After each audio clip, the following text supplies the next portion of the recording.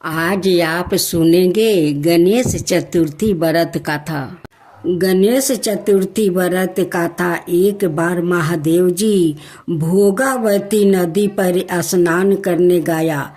उनके चले जाने के बाद पार्वती माता ने अपने तन की मैल से एक पुतला बनाया और उसमें प्राण डाले। उसका नाम गणेश रखा। पार्वती माता ने उसे कहा कि एक मूंग दाल लेकर द्वार पर बैठ जाओ और जब तक मैं नहा रही हूँ किसी को अंदर मत आने देना। भोगावती पर से स्नान करने के बाद जब भगवान शिव जी आए तो गणेश जी ने उन्हें द्वार पर ही रोक लिया। शिव जी ने बहुत समझाया पर गणेश जी नहीं माने। इसको शिव जी ने अपना अपमान समझकर उस पर क्रोध किया और त्रिशूल से उसका सिर धड़ से अलग करके भीतर चला गया। जब माता पार्वती को पता चला कि शिव जी ने गणेश जी का सिर काट दिया है तो वो बहुत कृपित हुई। गणेश जी के मूर्छित होने से पार्वती माता अत्यंत दुखी हुई और उन्होंने अन्न जल का त्याग कर दिया। पार्वती जी की नाराजगी दूर करने के लिए शिव जी ने गणेश जी का हाथी का मस्तक लाकर जीवन दान दिया। तब देवताओं ने गणेश जी को तमाम शक्तियाँ प्रदान किया और प्रथम पूजिया बनाया।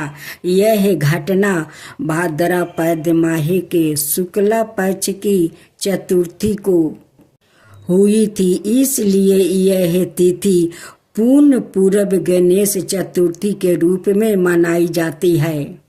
मानता है कि गणेश चतुर्थी का दिन व्रत पालन कर गणेश चतुर्थी व्रत कथा को सुनने अथवा पढ़ने से व्याकृत के पाप नष्ट हो जाते हैं और जीवन में कष्टों का निवारण होता है। गणेश चतुर्थी व्रत कथा व्याकृत की मनोकामना पूर्ण करने वाली है और जीवन में सुख समृद्धि लाने वाली बताई गई है। अब आप सुने दूसरा गणेश चतुर्थी कथा। पौराणिक कथा के अनुसार एक बार भगवान शिव और माता पार्वती नर्मदा नदी के किनारे बैठे थे। माता पार्वती ने कहा भगवान शिव से चौपार खेलने को कहा। अब भगवान शिव भी इस खेल को खेलने के लिए तैयार हो गया, लेकिन इस खेल में होने वाले हार जीत का निर्माण कौन लेगा यह समझ नहीं आ रहा था। इसलिए भगवान शिव ने कुछ तिनके को इकट्ठा करके एक पुतला बनाया और उसमें जान डाल दी। जान डालते ही वहाँ पुतला एक बालक बन गया। उसी बालक को इस खेल का निर्माण लेना था। अब भगवान शिव और माता पार्वती चौपार का खेल शुरू कर दिया। 3 बार चौपार का खेल खेला गया।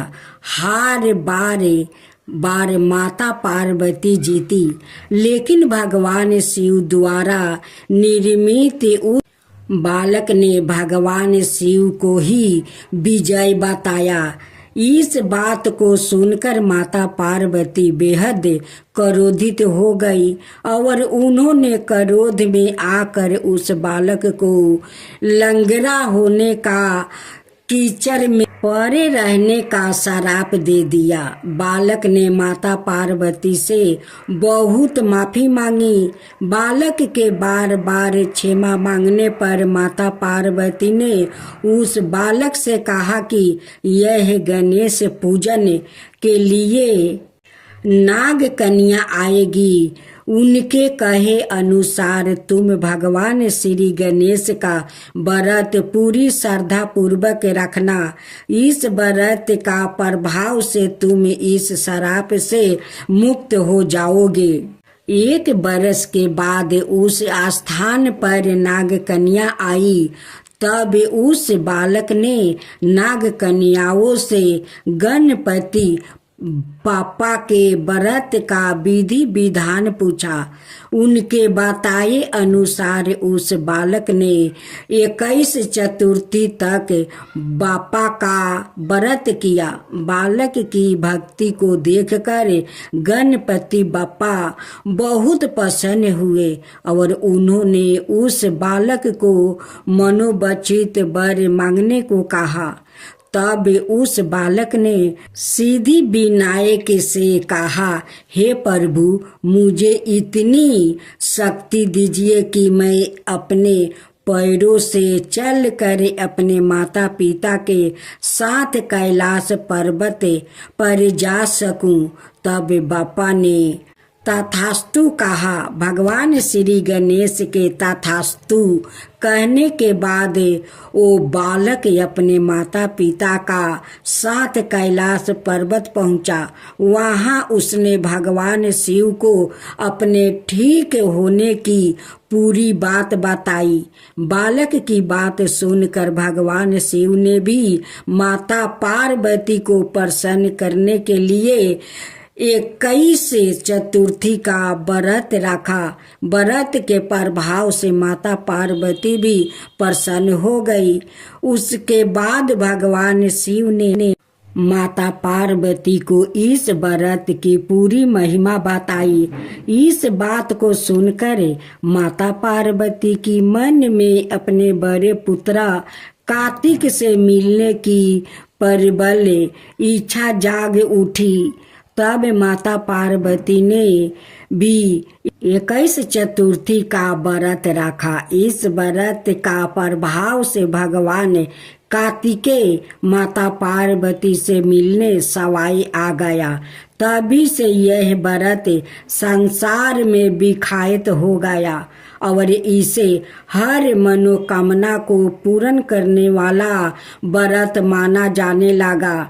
ऐसा कहा जाता है कि यदि कोई व्याकृत 21 चतुर्थी का व्रत पूरी श्रद्धा पूर्वक करे तो बापा उसकी हर मनोकामना अवश्य पूर्ण कर देते हैं। अब सुने करवा चौथ माता की कथा। पति पत्नी का अखंड प्रेम और त्याग का प्रतीक करवा चौथ का व्रत हर साल कार्तिक मास के कृष्णा पक्ष की चतुर्थी तिथि को किया जाता है। करवा चौथ का व्रत सबसे कठिन व्रतों में आता है। इस दिन महिलाएं पूरे दिन अन्न और जल का त्याग करती है। रात का समय चंद्रमा को अर्घ देकर करवा माता का पूजन किया जाता है। इसके बाद अपने पति का हाथ से जल ग्रहण करके व्रत का पारण करती है। इस दिन महिलाएं करवा माता का पूरे विधि विधान से पूजन करती है और पति की दीर्घायु की कामना की जाती है। इस दिन पूजन में माँ पार्वती की पूजा और करवा माता की आरती और मंत्रों का जप करना चाहिए। ऐसा करने से व्रत पूर्ण होता है और करवा माता सभी मनोकामनाओं को पूर्ण करती है।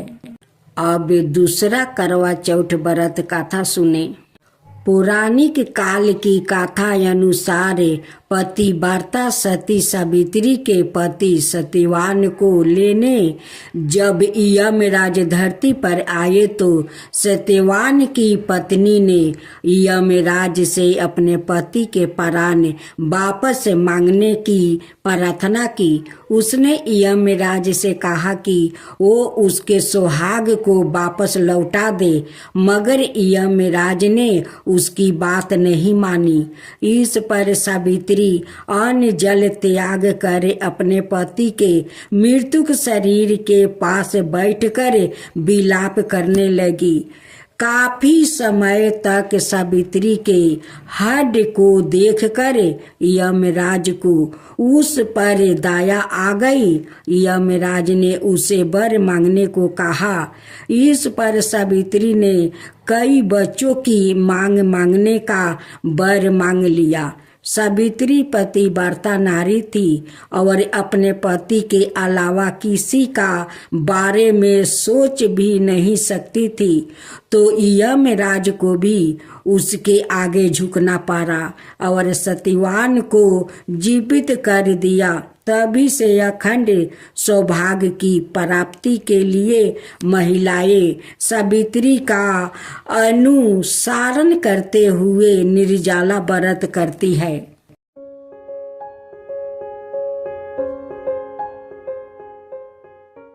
भक्तजनों, आज आप सुनेंगे कार्तिक मास की सुनी जाने वाली चौठ माता की व्रत कथा। एक गांव में एक साहूकार के 7 बेटे और एक बेटी थी। सेठानी ने 7 बहू और बेटी सहित कार्तिक कृष्णा चौथ को करवा चौथ का व्रत किया। साहूकार की लड़की को उसके भाई बहुत प्यार करते थे, उसको साथ लेकर खाना खाते थे। भाइयों ने बहन को खाने के लिए बोला तो बहन भाइयों से बोली, भाई आज तो मेरा करवा चौथ का व्रत है, इसलिए आज जब चांद उगेगा तब चांद का अर्घ देकर खाना खाऊंगी। भाइयों ने चांद उगने का इंतजार किया पर चांद नहीं दिखाई दिया। व्याकुल होकर उन्होंने एक उपाय सोचा कि ऐसे तो बहन भूखी रहेगी। इसलिए एक भाई ने दीपक जलाए, एक ने चलनी ली और पहाड़ी पर चढ़कर दीपक जलाकर चलनी लगा दी। दूसरे भाइयों ने संकेत मिलते ही बहन से कहा, बहन चांद देख गया है। तब बहन ने अपनी भाभियों से कहा, भाभी चांद देख गया है, चांद देख लो। तो भाभी बोली, यह तो आपका चांद देखा है, हमारा चांद तो रात में देखेगा। बहन ने अपने भाइयों पर विश्वास कर चांद को अर्घ देकर खाना खाने बैठी। पहले निवाला में बाल आया, दूसरा निवाला खाने लगी तो ससुराल से बाई को लेने वाले आ गया और बोले, बेटा बहुत बीमार है, बहू को भेज दो। माँ ने जैसे ही कपड़े निकालने के लिए बक्सा खोला तो काले नीले वो सफेद वस्तु ही हाथ में आया।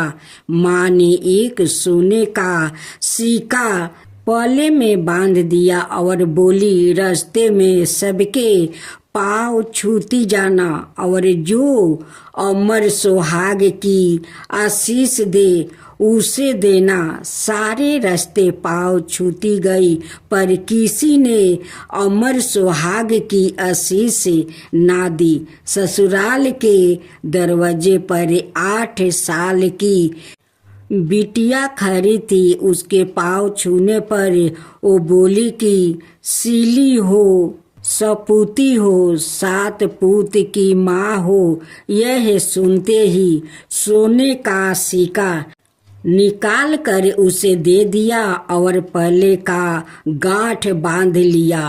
अंदर गई तो पति मारा पारा था। बहू ने अपने मरे हुए पति को जलाने के लिए नहीं ले जाने दिया और अपने मरे हुए पति को लेकर एक कुटिया जो गांव के बाहर थी, उसमें जाकर अपने पति का सिर गोद में राख कर बैठ गई। इससे सब परिवार ओ गांव वाले उससे नाराज हो गया और सब ने उससे दूरी बना ली। उसकी कुटिया की तरफ कोई नहीं जाता।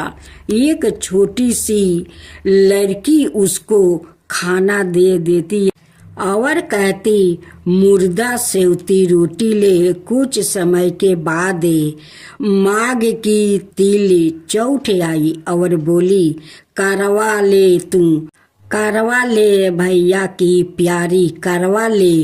दिन में चांद उगनी, करवा ले। तब वो चौथ माता के पाँव पकड़ कर बैठ गई। हे चौथ माता, मेरा उजरा सुहाग तो आपको लौटाना ही पड़ेगा।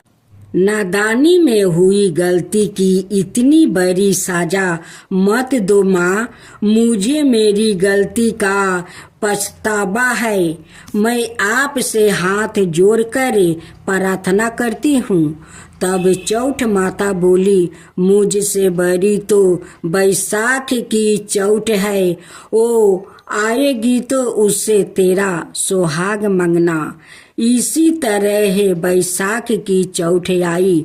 उसने कहा, भादों की चौथ आएगी तो तुझे सुहाग देगी। थोड़े समय बाद भादुरी चौथ माता आई तो उसने भी यही सब कहा तो पाँव पकड़ कर बैठ गई और रोने लगी। उसकी करुण पुकार सुनकर भादुरी चौथ माता बोली, तुझसे कार्तिक कृष्णा करवा चौथ माता रूठी हुई है तो वही तेरा सुहाग तुझे लौटा सकती है। यदि वो चली गई तो तुझे तेरा सुहाग कोई नहीं लौटा सकता। कार्तिक का महीना आया। चौथ माता सरग से नीचे उतर आई और गुस्से से बोली, सात भैया की बहन, करवा ले। दिन में चांद उगनी, करवा ले। बरत भंडानी, करवा ले। साहूकार की बेटी ने चौथ माता का पाँव पकड़ लिया। वो विलाप करने लगी, हे चौथ माता, मेरी बिगड़ी आपको बनानी ही पड़ेगी। इस जग में माँ से बढ़कर कोई नहीं है। माँ ही बेटी का दुख दूर कर सकती है। माँ का हृदय अत्यंत विशाल होता है। माँ मुझे अभागिन पर अपनी कृपा दृष्टि बरसाओ। चौथ माता उसकी सच्ची भक्ति और त्याग से प्रसन्न हो गई और उसे अखंड सौभाग्यपति का आशीर्वाद देते ही उसका पति जीवित हो गया और माँ अंतर्ध्यान हो गई। पति उठा और बोला, मुझे बहुत नींद आई। वो बोली, मुझे 12 महीना हो गया आपकी सेवा करते। मुझे तो चौथ माता ने सुहाग दिया है। जब वो लड़की रोटी देने आई तो उसे काकी की बात करने की आवाज आई तो घर जाकर बताया। सासू जी ने आकर देखा तो बहू और बेटा दोनों जिम रहे हैं। वो चौपार पासा खेल रहे हैं। सासू जी यह सब देखकर प्रसन्न होकर पूछने लगी, यह सब कैसे हुआ? तो बहू बोली, चौथ माता ने अखंड सौभाग्य की आशीष दी है। सब लोग चौथ माता का चमत्कार देख चौथ माता की जय जयकारा करने लगे। चौथ माता का उद्यापन कर सारी नगरी में कहला दिया कि सब कोई चौथ माता का व्रत करो। 13 चौथ नहीं तो 4 चौथ नहीं तो 2 चौथ तो सब को करनी ही चाहिए। हे चौठ माता, जैसे अमर सुहाग साहूकार की बेटी को दिया, वैसे सबको देना, सभी पर अपनी कृपा बनाए रखना। विधि विधान से कहानी कहने वाले सुनने वालों भक्तों पर सदाई अपनी कृपा बनाए रखना। इस कहानी का बाद गणेश जी की कहानी सुने। मंगल करने दुख हरने चौठ माता की जय। ओम जय करवा मैया, माता जय करवा मैया। जो व्रत करे तुम्हारा, पार करो नैया। ओम जय करवा मैया। सभी जग की हो माता, तुम हो रुद्रानी। यश तुम्हारा गावत जग के सभी प्राणी।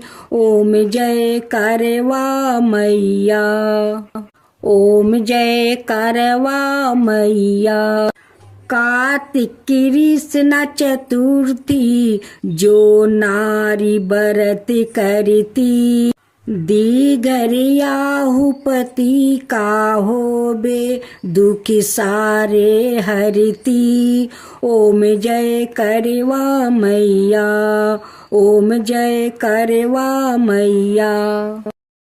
होए सुहागिनी नारी, सुख संपत्ति पावे। गणपति जी बड़े दयालु, विधन सभी नासो। ओम जय करवा मैया, ओम जय करवा मैया। करवा मैया की आरती, व्रत कर जो गावे। करवा मैया की आरती, व्रत करे जो गावे। व्रत हो जाता पूरन, सब विधि सुखी पावे। ओम जय करवा मैया, ओम जय करवा मैया। जय गणेश जय गणेश जय गणेश देवा। माता जानकी पार्वती पिता महादेवा। जय गणेश जय गणेश जय गणेश देवा। एक दांत दयावंत चार भुजी धारी, मस्तक सिंदूर सोहे मूस की सवारी। जय गणेश जय गणेश जय गणेश देवा। माता जानकी पार्वती पिता महादेवा। अंधन को आँख देते, कोढ़ियन को काया। बाजिन को पुत्र देते, निर्धन को माया। जय गणेश जय गणेश जय गणेश देवा। माता जानकी पार्वती पिता महादेवा। हार चढ़े फूल चढ़े और चढ़े मेवा। लड्डुअन का भोग लगे संत करे सेवा। जय गणेश जय गणेश जय गणेश देवा। दीनन की लाज रखो शुभ सुतिवारी। कमना का पूरा करो जग बलिहारी। जय गणेश जय गणेश जय गणेश देवा। सूर्य सायं शरण आए, सफल की जो सेवा। जय गणेश जय गणेश जय गणेश देवा। माता जानकी पार्वती पिता महादेवा। जय गणेश जय गणेश जय गणेश देवा। माता जानकी पार्वती पिता महादेवा।